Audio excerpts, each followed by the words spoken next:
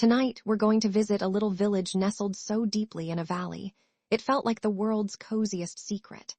This village wasn't famous for grand castles or bustling markets.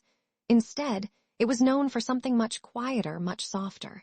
It was the village of whispering winds, and in it lived a baker named Elara. Elara wasn't just any baker. Her hands, though often dusted with flour, seemed to carry a special kind of magic. She didn't bake ordinary bread or plain cakes. Oh no, Elara baked dreams. Not the scary, jumpy kind, but the sweet, gentle, happy ones. People would say that a single bite of Elara's starlight scones could make you remember your happiest childhood memory, and her moonbeam muffins were known to bring the most peaceful night's sleep. Elara herself was as warm and comforting as her freshly baked goods. She had kind eyes that crinkled at the corners when she smiled, which was often, and her laugh sounded like tiny, tinkling bells. Her little bakery, the Sweet Surrender, was at the heart of the village, its chimney puffing out scents of cinnamon, vanilla, and something uniquely Elara, a scent that smelled like pure contentment. One sunny morning, a little boy named Leo wandered into the Sweet Surrender. Leo was new to the village. His family had just moved, and he was feeling a bit lost and wobbly, like a newly sprouted seedling unsure of the sun. He clutched a small, worn teddy bear, its button eyes looking as worried as his own. Elara, wiping her hands on her flour-dusted apron, greeted him with her usual warm smile. "Well, hello there, little sprout. What brings you to my humble bakery today?" Leo shuffled his feet. "My mama said, she said you bake happy things." Elara's smile widened. "That's what they say. And what kind of happy are you looking for today, young man?" Leo looked down at his bear. I lost my special blue marble. It was my lucky marble. It helped me feel brave. Now I feel not brave." He sniffled a tiny sniffle. Elara's heart melted a little. She knelt down to his level. "Ah, a lucky blue marble. Those are very important. I understand. Losing something precious can make the world feel a bit gray, can't it?" Leo nodded, his lower lip trembling. "Well," Elara said, tapping her chin thoughtfully, "I don't have a recipe for finding lost marbles, but I do have one that might help bring a little sunshine back into your day. How about we try to bake some courage cookies?" Leo's eyes, which had been fixed on the floor, flickered up. "Courage cookies." "Indeed," Elara chirped. "They're made with a pinch of sunshine, that's lemon zest, you see, a dash of starlight, that's a secret sprinkle of edible glitter, and a whole lot of warmth. They don't magically make you brave, but they do remind you of the bravery you already have inside." Leo seemed intrigued. Can I help?" "I was hoping you'd ask," Elara beamed. "The best cookies are always made with an extra pair of helping hands." And so Leo, with his teddy bear propped up on a sack of flour to supervise, joined Elara behind the counter. She gave him a tiny apron, and he giggled as she tied it, flour puffing into the air.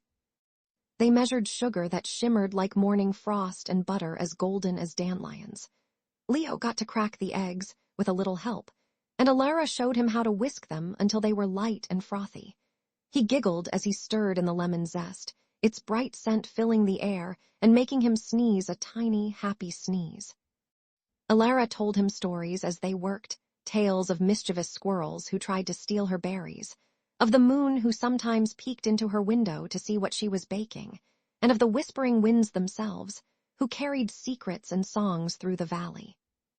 With each stir of the spoon, with each shared laugh, Leo felt a little bit of his worry melt away, like butter in a warm pan. He even let Elara put a tiny dab of flour on his nose, and he dabbed some back on hers, their laughter echoing through the cozy bakery. When it was time to add the starlight glitter, Elara let Leo do the honors. He sprinkled it carefully, watching the tiny edible stars catch the light. "They look like real stars," he whispered. "They are," Elara said softly, "little reminders of all the bright possibilities."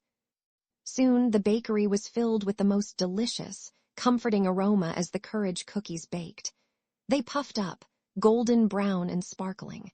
When Elara finally took them out of the oven, Leo's eyes were wide with wonder. They sat together at a small wooden table, the warm cookies on a plate between them, and a glass of milk for Leo. He picked up a cookie, still warm from the oven. It smelled of sunshine and sweetness. He took a bite. The cookie was soft and chewy, with a delightful citrusy zing and a comforting warmth. As he chewed, he didn't suddenly feel like a superhero, but he did feel better. He felt the warmth of the bakery, the kindness of Elara, and the fun he'd had making something wonderful. He remembered Elara's words. They remind you of the bravery you already have inside. He looked at Elara, a small, genuine smile spreading across his face. It's a really good cookie, Miss Elara. I'm so glad you think so, Leo, she replied, her eyes twinkling. Just then, the little bell above the bakery door jingled, and Leo's mother walked in. Leo, oh, there you are. I was wondering where you'd wandered off to. Leo ran to her, no longer clutching his bear for dear life, but holding a courage cookie in his hand. Mama, look, we made courage cookies with Miss Elara. His mother smiled, relief washing over her face. She looked at Elara. Thank you. He was so upset about his marble this morning. Elara winked. Well, we can't always find what's lost, but we can always bake something to brighten the path ahead. As Leo and his mother were about to leave, Leo remembered something. He reached into his pocket and pulled out a small, shiny pebble he'd found on his way to the bakery. He offered it to Elara. This isn't as good as a blue marble, but maybe it can be a lucky pebble for your bakery. Elara's heart swelled. She took the pebble gently. Leo, she said, her voice soft. This is the best kind of luck, the kind that's shared. Thank you. I'll keep it right here by my till to remind me of brave little boys and the magic of a good cookie. Leo beamed, a truly happy, confident smile. He waved goodbye, his other hand holding his mother's, and skipped out of the bakery, the scent of courage cookies still clinging to him like a warm hug. Later that afternoon, as Leo was playing in his new garden, feeling much braver than he had that morning, he reached into his pocket for his teddy bear. His fingers brushed against something small, round, and smooth. He pulled it out. It was his lucky blue marble. It must have been in a different pocket all along. He laughed, a clear, happy sound that danced on the breeze. Maybe the courage cookies didn't find his marble, but they had helped him find his smile again and his bravery. And sometimes, that's all the magic you really need. Back in the sweet surrender, Elara placed Leo's shiny pebble on a little velvet cushion beside her till. She looked at it and smiled. The village of Whispering Winds was a little brighter that day, filled with the scent of baking, the warmth of new friendship, and the quiet courage found in the simplest of things. And as the sun began to set, casting long, gentle shadows across the valley, Elara started to think about what sweet dreams she might bake for the village tomorrow. And you, my dear listener, as you drift off to sleep, may your dreams be as sweet and comforting as Elara's baking, filled with warmth, kindness, and the gentle reminder that you, too, have all the courage you need right there inside you. Sweet dreams.